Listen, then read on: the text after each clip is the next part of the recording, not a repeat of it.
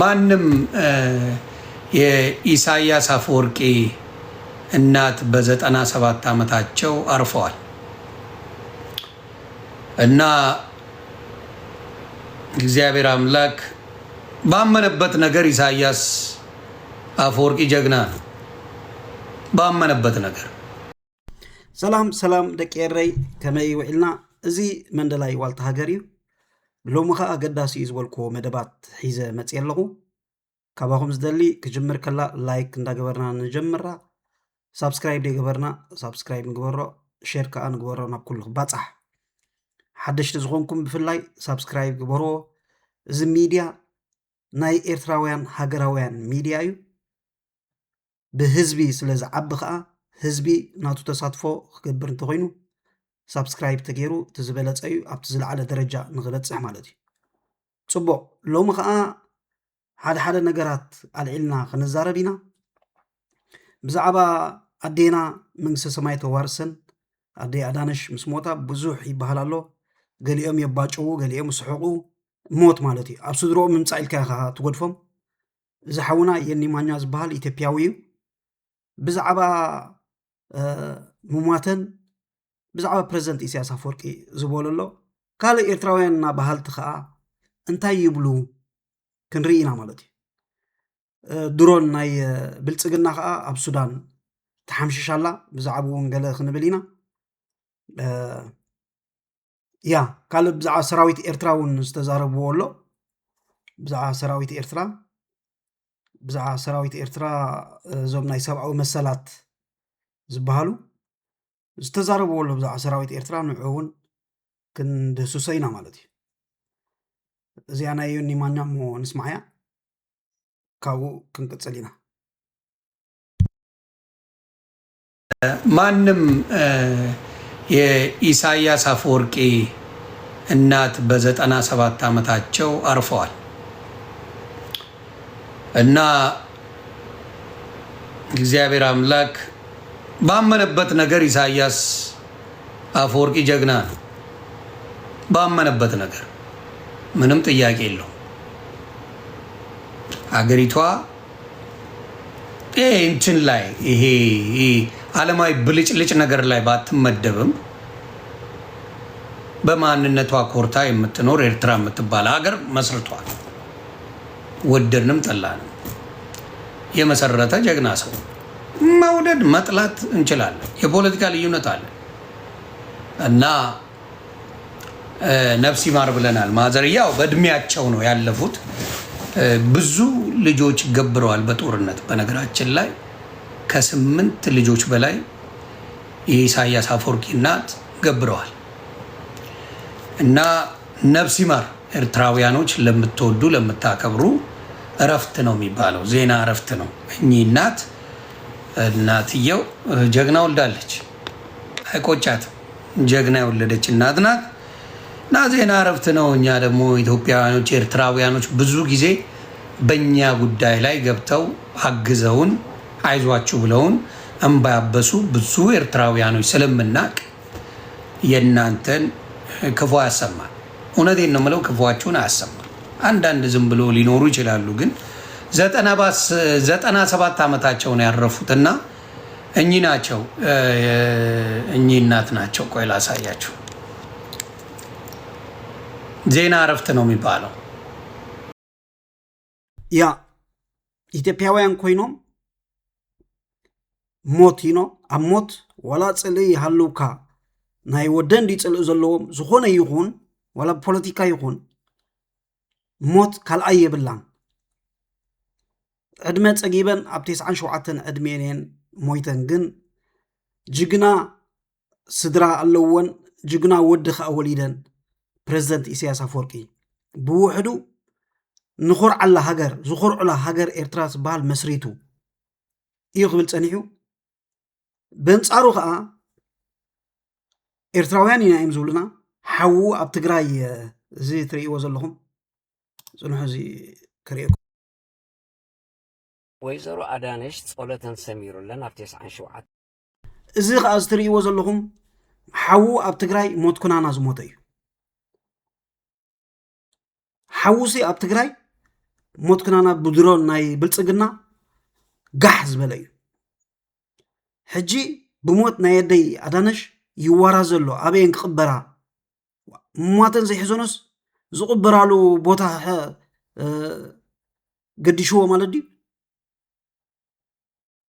ከምዚኦም ዓይነት ተቃለስቲ ኢና ኤርትራውያን ኢና እንዳበሉ ነዚ ኤርትራዊ ሕንፈሽ ባይዘወይ ዝወዲ ኤርትራዊ ይኮነን ትግራዋይ እዚ ወዲ ኺሮስ ማለት እዩ ሓውሎ ብካናዳ ብጭቕ ኢሉ ተዛሪቡ ይፈልጥኒ ስነ ስርዓት ኣለዎ ታትምልኮቶ ከዓ ገይሩ ይኸይድ ማለት እዩ እዚ ግን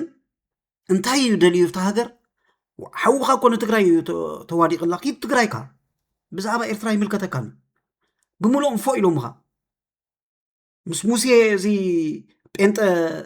ሓደ ግዜ ዝመስረትኩማ ዛ ኤሪሳት ሰጊጎምኻ ወላ ኸው ካብ ቦድሞ ዝበሃል ነበረ ጠፊ እዩ ዘሎ ወላ ካብቲ ኤሪሳት ጉሒፎምኻ ማለት እዩ ሰልጠነ ብዙሕ ግዜ በኣኻ ዛረብ እዩ ኤርትራዊ ኮንካን ረሓቐልና በቃ ንሕና ኤርትራውያን ደገፍቲ ይኹኑ ገለ ይኹኑ ባዕልና ክንፈትሖ ኢና ሽግርናሲ ሽግር ተለና ኤርትራውያን ባዕልና ክንፈትሖ ኢና ንስኹም ርሕቆትኩም ሓልውልና ኢትዮጵያዊ ከማንዮኒ ማኛሲ በቃ ብጣዕሚ ሓዚኑ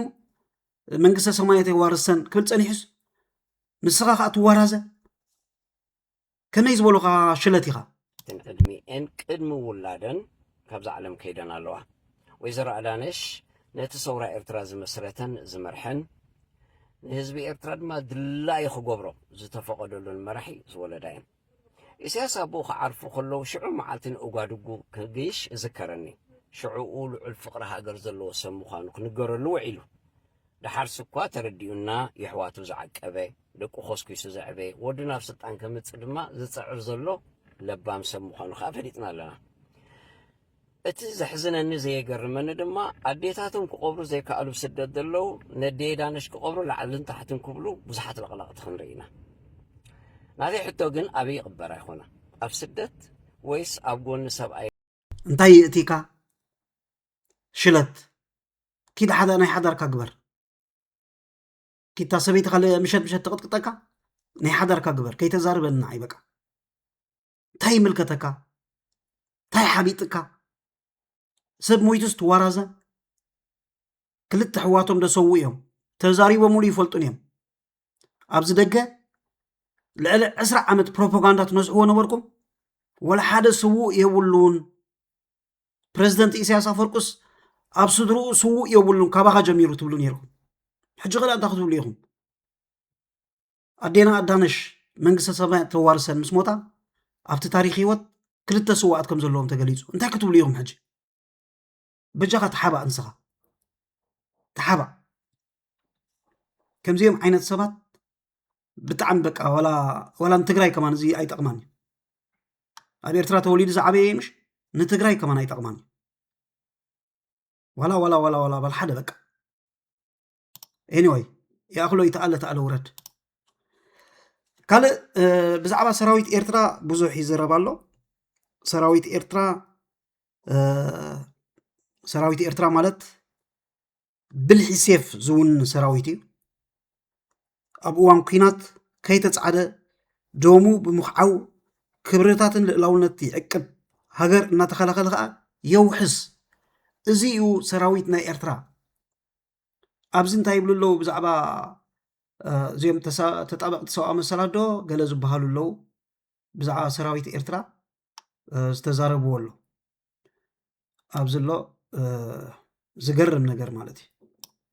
እቲ ዝገርምሲ እንታይ ይብሉ ኣለዉ ንስማዕ ኣብዚ ምጥያሽ ኣባላት ሃገራዊ ኣገልግሎት ብሰንኪ ምስ ኢትዮጵያ ዝጸንሐን ዝቕጽል ዘሎን ጎንፅን ወጥርን ክፍጸም ከም ዘይተኻኣለ ሚኒስትሪ ዜና ኤርትራ ገሊጹ ፍሉይ ልኡኽ ሕቡራት ሃገራት ኣብ ጉዳይ ሰብኣዊ መሰላት ኤርትራ መሐመድ ዓብዱሰላም ባቢከር መንግስቲ ኤርትራ ነቲ ንውልቀ ሰባት ኣብ ከቢድ ጸገም መውዲቑ ዘሎ ግድድ ዕስክርና ንምምሕያሽ ዝወሰዶ ዝኾነ ዓይነት ስጉምቲ የለን ብምባል ኣብ ዝሓለፈ ሰሙን ገሊጹ ነይሩ ኣዜብ ብርሃነ ሚኒስተር የማነ ብ23 ሰነ ኣብ ኤክስ ብዘውፅኦ ጽሑፍ እቲ መንግስቲ ዝቕጽሎ ዘሎ ግዱድን ገደብ ኣልቦን ሃገራዊ ኣገልግሎት ከብቅዕ ዝገብር ምሕጽንታታት ነቲ ሃገር ንምስርጣይ ዝተምሃዘ ሃሳይ ፖሊሲታት ዘንቀሎ ምዃኑ ብምግላጽ ወቒሱ እቲ ጉዳይ ዳግም ኣቓልቦ ገለ ወገናት ከም ዝረኸበ ዝጠቐሰ እቲ ሚኒስተር ቶም ኣብቲ ዘየቋርጽ መከራ ኤርትራ ደገፎም ዘይሃቡ መሻርክቲ ብዛዕባ ቅርጺ ምክልኻል ኤርትራ ምኽሪ ክህቡ ዝሓተቶም ከም ዘየለ ገሊጹ ሚኒስተር የማነ ኣብ ማሕበራዊ መርበብ ያ ጉድድ ዕስክርና እዮም ዝብልዎ ኣነ ሳዋ ኸይድ ከለኹ ተገዲደ ይኮትኩን ትምህርተይ ወዲኤ 12 ክፍሊ ክቕጽል ንሳዋ ኸይደ ጉቡእ ተዓሊመይ ከዓ ወሲደ ትምህርተይ ከዓ ስለ ዘምጻኹ ከዓ ንማይ ነፍሐ መጽሔ ተወዲኣ ድሕር ዘይትመሃር ኮንካ ዘይትሰርሕ ድሕር ኮንካ እንታይ ጐብርኻ ትደልለኻ ኣብ ሃገር ኮፍ ኢልካ ኣብ ሃገር ኤርትራሲ ዘይመሃሩ ዕድሜኦም ትምህርቲ ኣኺሉ ፍቆዶ በረኻ ዝኸዱ ዝነበሩ እንታይ ገብርዎም ተሓስቡ ኣለኹ ኣብዚ ግን ጉዱድ ዕስክርና ይብልዎ ኣለዉ ንሃገርካ ግቡእ ምግባር ጉዱድ ዕስክርና ይኮነን ዝበሃል ኖን ንሃገርና ኣብዚ ኤውሮጳ መፂናሲ ብሳናቲም የስርሑና ውዕሉ ኣለዉ ጉልበትና ክወስድዎ ውዕሉ ኣለዉ ብሳናቲም ተደይ ሰሪሕኻ ኣብዚ ቅርሺ ኣይውርዱልካን እዮም እቲ ዝበሉኻ ተዘይጌርካ ዋላቶም ካብ ሶሻል ድበልዑ ገንዘብ ካብ መንግስቲ ዝቕበሉ ኣለዉ ወርሒ $300 $400 ዝብዎም ዋላ ንዑ ኣክቲቪቲ ከይገበርካ ኣይውርዱልካን እዮም እሞ ንሃገርና ረሃፅና ነፍሲ ሰላ እምበር ጉዱድ ዕስክርና መን ይኹም ዝበለ መንግስቲ ኤርትራ ተማሃር ኢሉ ናይ ትምህርቲ ባይታ የጣጥሕ ዘይትመሃር ትኾንካ ስቑልካ ፍቆዱ ኮለል ክትብል ትውዕል ትኾንካ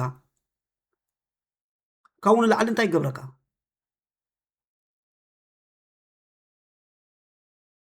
ይገርም ኤክሳብ ዘስፈሮ ጽሑፍ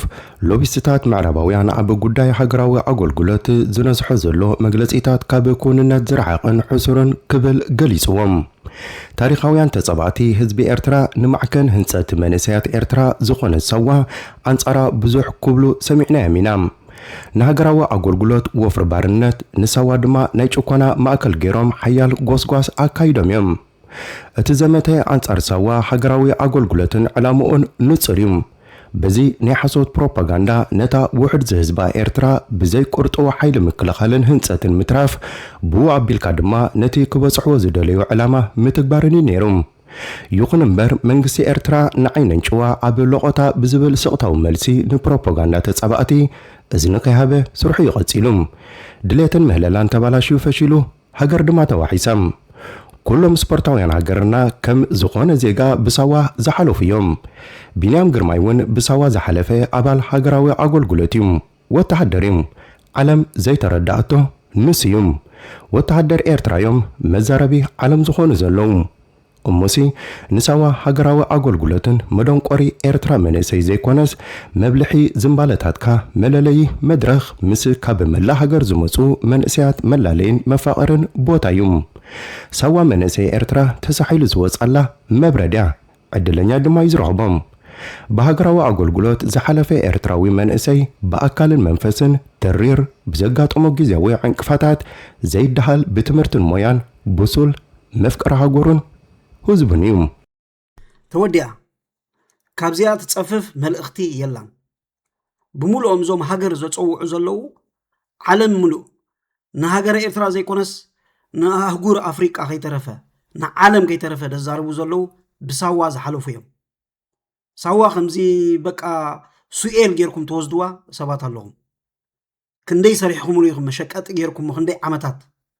ሕጂ ከዓ ነዛ ተረኺባ ደላ ትንፋስ ንእሽተይ እኳ እቲ ሰብ ሰሪሑ ንኸይኣቱ ኣብ ውሽጢ ዓዲ ዘሎ መሊስኩም ተላዓልዎ ኣለኹም ነቲ ናይ ቀደም ገበ ንፍጸም እዩ ከምዚ ይግበር እዩ እንዳበልካ ነቶም ሰራዊት ከዓ ሰራዊት ኤርትራ በቲ ሓደ ኢዶም ኣፍራዛ በቲ ሓደ ኢዶም ብረት ሒዞም ሃገር ካሃንፁ ንሕና ፈርጢጥና ዝወፃና ገዲፍና የምሲ ተመሊስና ነቲ ውሽጢ ዓዲ ዘሎ ንኸይሰርሕ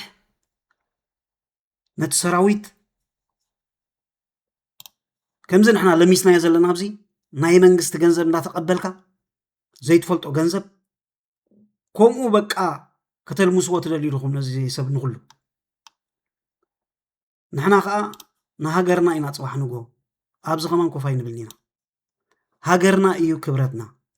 እዚ ናይ ጊዜያዊ እዩ ኤኒዌይ እዚኣ ይኣኽላ ዕድመን ጥዕናን ንመራሕቲ ኤርትራ ሰራዊትና ከዓ ሰራዊት ሕድሪ እዩ ሰራዊት ሃገር እዩ ንሕና ገዲፍናዮ ምስ ወፃና ሃገር ዝከላኸል ዘሎ ሰራዊት እዩ ብሰራዊትና ዝመፀና ከዓ ቀይሕ መስመር እዩ ባርነት የለ ሃገራዊ ባርነት የለ ያ ኤኒዌይ ኣብ ናይ ብልፅግና ድሮን ወዲቃ ይበሃል ኣሎ ኣብዚ ናይ ሱዳን ክድብድብ ድያ ኸይዳ ገለ ኣብኡ ወዲቃ ዜና ዝወፀሎ ክንሪኦ ኢና ንዑ ቅድሚኣ ግን እዚ ወዲ ንርአዮ እሞ ተሸንኪሩ ወታደራዊ ጥራሕ ኣይኮነስ ካብዚ ንላዕሊ እንተኸይዳ ዓለም ጥራሕ ዝባነ ክተውፀኒ እያ ኢሉ እዚ ኣሉላ ሰሎሞን ድዩ ገለ ዝበሃል እንዲ ኣምሓራይ ድዩ እንታይ ኣይርዳእካን እዩ ቋንቋ ይሕፊርዎ ቃለ መጠይቅ ክገብር ከሎ እዚ ናይ ቀደም ዝገበሮ እዩ ሕጂ ኣብዚ እዋን እዚ ቃለ መጠይቅ ክገብር ከሎ በአምሓርኛ እዩ ዝገብር እቲ ቋንቋ ትግርኛ ቋንቋኡ ሲ ይሕፍሮ ትግራዋይ እንዳበለስ ቋንቋኡ ይሕፍሮ እስከ እንታይ ይብላ ኣሎ ብዛዕባ ኤርትራ ንእሽተይ ንስማዓዮ ዳሕራይ ንሱ ዝገበሮ ኣብ ጓል ኣንስተይቲ ዓመፅ ከስማዓኩም እየ ብሕጊ ከዓ ሒዞሞ ኣለዉ ማለት እዩ ተጋሩ ደቂ ዓዱ ንሓንቲ ጓል ኣንስተይቲ ዝዓመፃ ዋላ ኣብ ቲኤምኤች ከሎ ዝገብሮ ነበረ ጥፍኣት ገንዘብ ልቢ ዘይብሉ ገንዘብ ዝሰርቆ ዝነበረ እኖንቶም ሻዕብያን ኣይሲልና ንቐፅል ኢሎም ምክንያቱ ንሳቶም ምንም ኣይኮነን ፋኖ ነን ስቴት ኣክተር ስለ ዝኾነ ምንም ናይ ስቴት ማዕቐብ ግዛዕ ዝመፅእ ናብ ሃገር ዝመፀ ይምልከቶም ሻዕብያ ዝጠስጠሰ እዩ ብማዕቐብ ዝላደየ እዩ ንሻዕብያስ ማዕቐብ ማለት ስመናውርት እዩ ተመክሮ ኣለዎ ምንም ኣይመስሎን ናይ ኣስቤዛ ሃገር ስለ ዝመርሕ ጥራሕ ዝተወሰነ ጠረጨውን ኣደስን ተኣቴን ብርስን ገለ ተኣቴን ኣሉ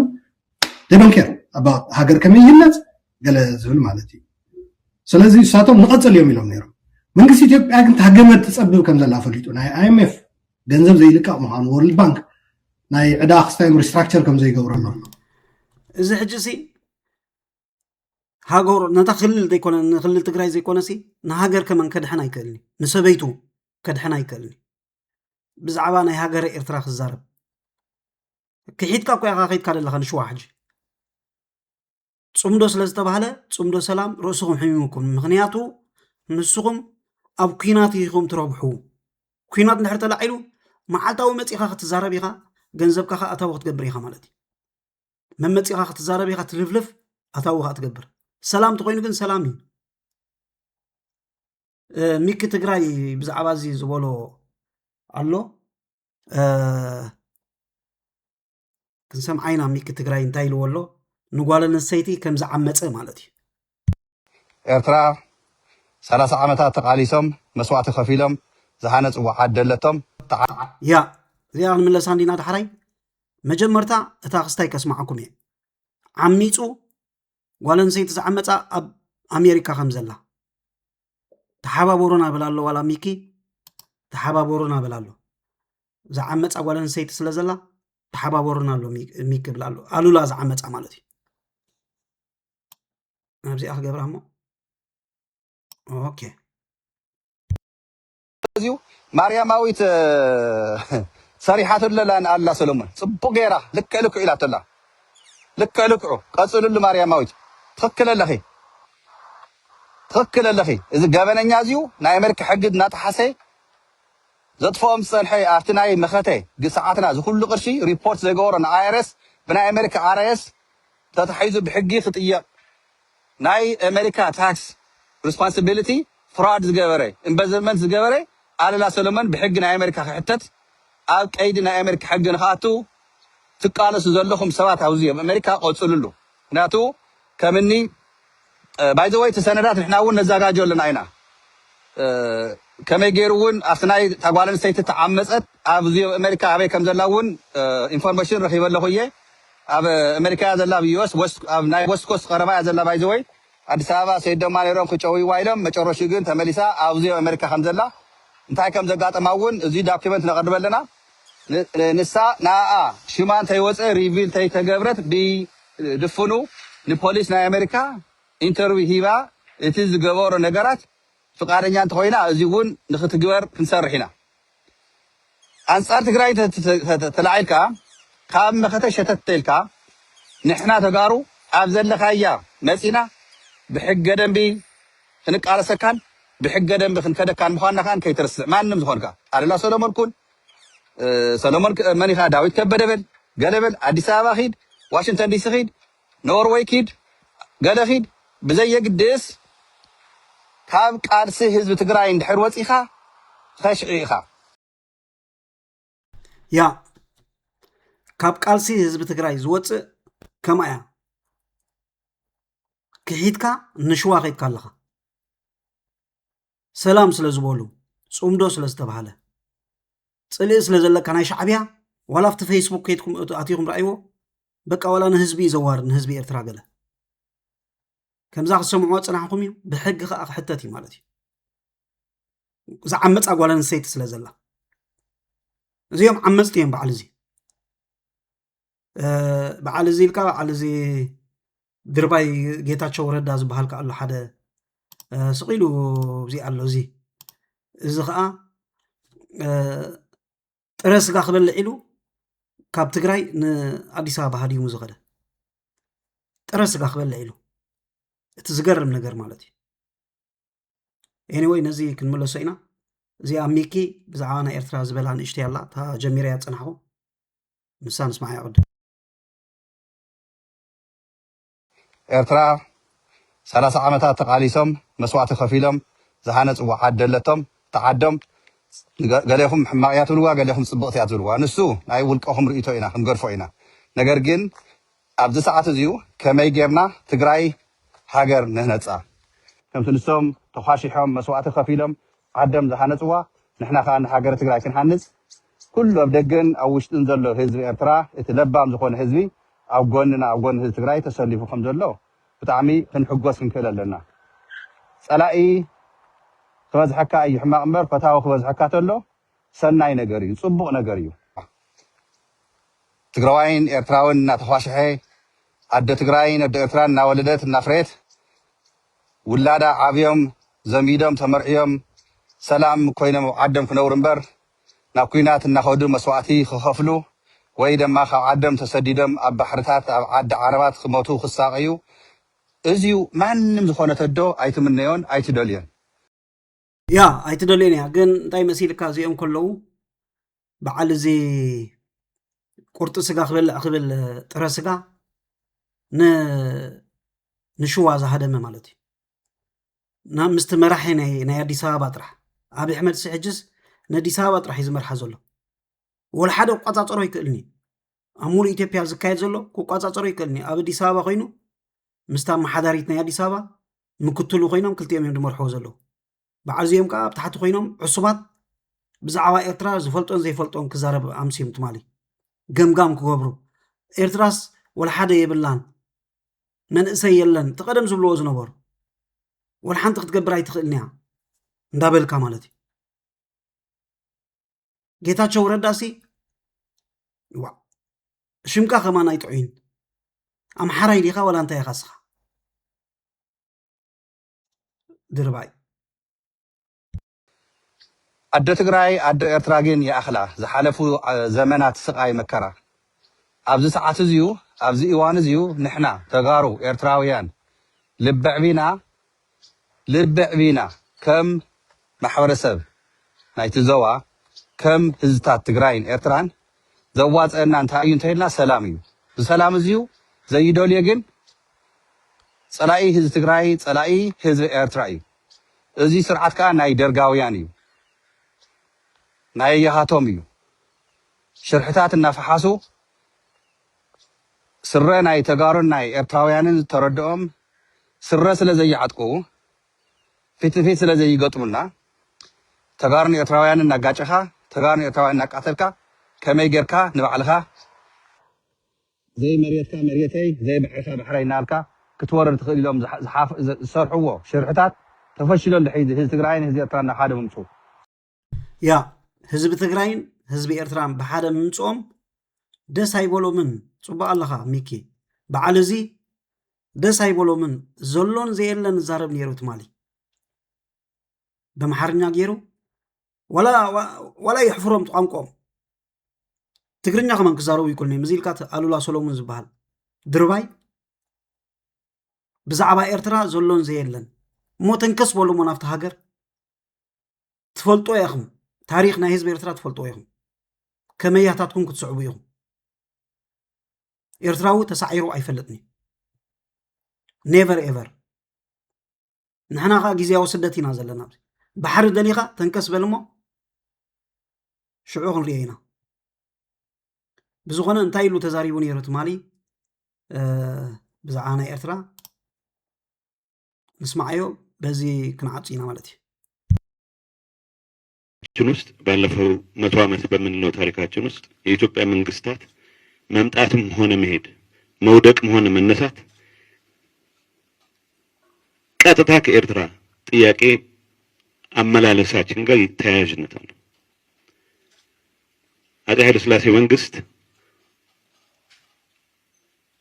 ኤርትራን ጥያቄ ለመፍታት የሄዱበት መንገድ ለውድቀታቸውም የራሱ አስተዋጽኦ አድርጓል። የደርግ መንግስት የኤርትራን ጥያቄ ለመፍታት የሄደበት ሂደት ለውድቀቱም ትልቅ አስተዋጽኦ አድርጓል። የኢህአዴግ መንግስት የኤርትራን ግንኙነት በሚመለከት የተከተለው አካሄድም ለራሱ ውድቀትም ትልቅ አስተዋጽኦ አድርጓል። በአሁኑ ሰዓት ከኤርትራ ጋር ያለን ግንኙነት ቀጥታ የብሔራዊ ደህንነት ኢሹአችን ነው ብቻ ሳይሆን ስለ ወደብ ስለምናነሳ ስለ ግንኙነት ስናነሳ ፕላስ ስለ ኤርትራ መንግስት ባህሪም ስናነሳ የሚታየው ብቻ ሳይሆን ከታሪክ አንፃር የኤርትራን ጥያቄ የምንመልስበት ሂደት ከአጠቃላይ ህልውናችን ጋር ተያያዥነት ያለው መሆኑን አሱ ማድረግ ተገቢ ነው የሚል እምነት አለኝ። እሱ ነው አንድ መሰረታዊ መነሻ። ሂስቶሪካሊ እንዳልኩት ለኢትዮጵያ መንግስታት መውደቅም መነሳትም ወሳኝ ፋክተር ሆኖ ረጅም ጊዜ አገልግሏል። በ1950 ፌዴሬሽን እንዲፈርስ ውይይት በሚደረግበት ሰዓት ኋላም መለስበታለሁ። ይሄ ነገር ችኮላ እንዳይሆን የሚል ስጋት የነበራቸው አክሊሉ ሀብተወልድና ጸሐፊ ትእዛዝ ወልደ ጊዮርጊስ ነበሩና ይሄ ፌዴሬሽን የሚባል ይላሉ ጸሐፊ ትእዛዝ ወልደ ጊዮርጊስ እንደው ነገሩ ስላልገባን ፈርተነው ነው እንጂ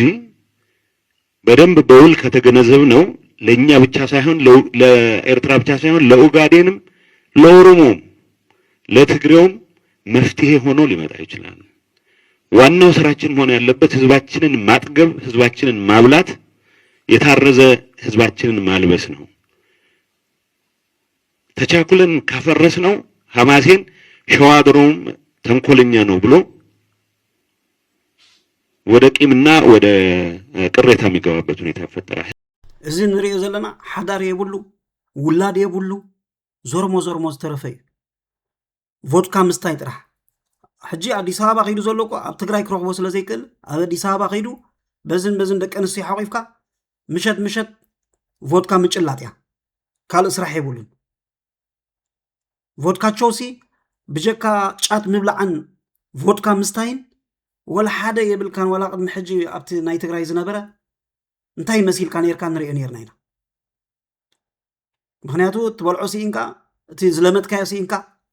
ሓመተመን መሲልካ ኣለካ ሕጂ ራእዮ ብዚ ዘይትፈልጦ ረኺብካ ብዝኾነ እዚኦም ፀላእቲ ናይ ህዝቢ ኤርትራ እዮም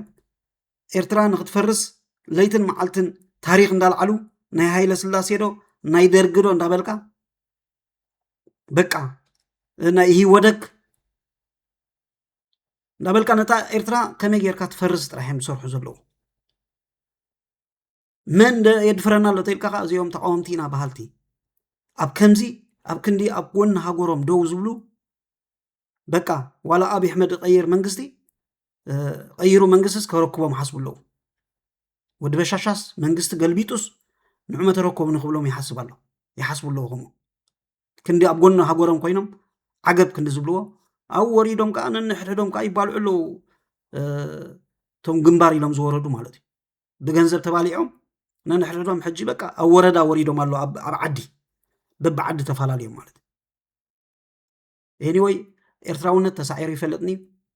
ኩሉ ግዜ ኤርትራውነት ምስ ሰዓረ እዩ ኤርትራውነት ክቡር መንነት ንኤርትራ ዝትንክፋ ከዓ ኣብኣ ትደዮ ንሎሚ ኣዳለየ ነበርኩ መደብ እዚአኔን ክሳብ ኣብ ካልእ መደብ ንራኸብ ብሩኽ መዓልቲ